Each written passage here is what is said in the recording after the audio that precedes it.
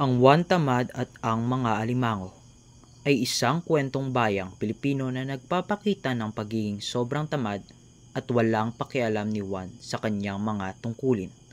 Sa kwentong ito, inutusan siya ng kanyang ina na bumili ng mga alimango sa palengke upang ihanda sa kanilang pananghalian. Matapos makabili, nagsimula ng umuwi si Juan. Ngunit, dahil sa kanyang katamaran at kahinaan sa pag-iisip, napagod siya kaagad sa paglalakad.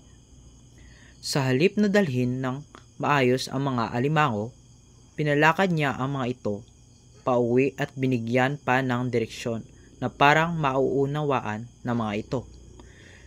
Kung saang kanto liliko at anong bahay ang kanila. Natural, nagkahiwa-hiwalay at nawala ang mga alimango at hindi nito natupad ang utos ng kanyang ina. Sa halip na makatulong, lalo lamang siyang nagdulot ng problema. Dahil sa kawalan ng inisyatiba at pagiging pabaya, ipinapakita ng kwento ang aral tungkol sa responsibilidad, pagsunod sa utos at ang kahalagaan ng pag-iisip ng tama sa bawat gawain. Sa kabuuan, ang kwento ay isang nakakatawang babala tungkol sa kahihinatnan ng katamaran at kawalan ng malasakit. Isang araw, inutusan si Juan ng kanyang inang si Aling Maria.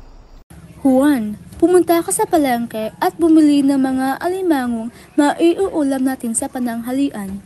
Binigyan ng ina si Juan ng pera at pinagsabihan lumakad na ng hindi tanghaliin. Pagdating sa palengke, lumapit si Juan sa isang tenderang nagtitinda ng matatabang alimango. Pinili niya ang pinakamalaki, binayaran niya ito at nagpasalamat. Umuwi na si Juan, ngunit dahil matindi ang sikat ng araw at malayo-layo ang kanilang bahay, napagod siya. Naghahanap siya ng lilim at nakikita ng punong kahoy na may malalabay na sanga. Habang nagpapahinga, naalala niyang naghihintay ang ina kaya naisip niyang paunahin ng pauwiin ang mga alimango.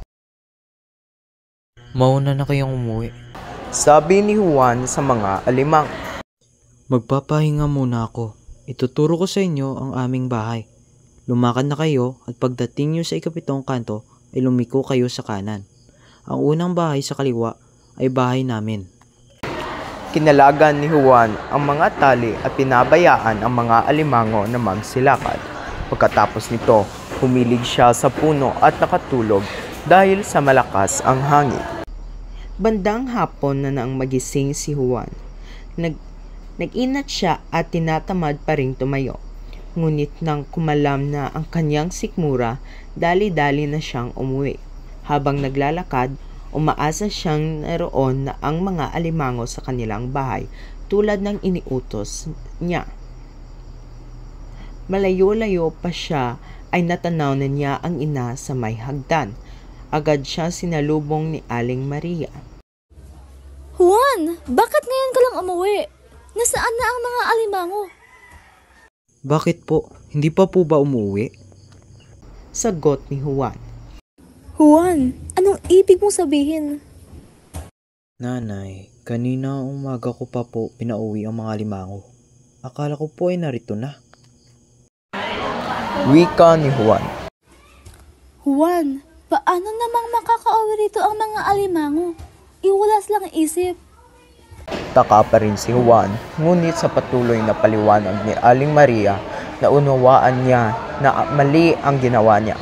Naliwanagan siya at hindi katulad ng tao ang mga alimango, hindi makakaintindi ng direksyon.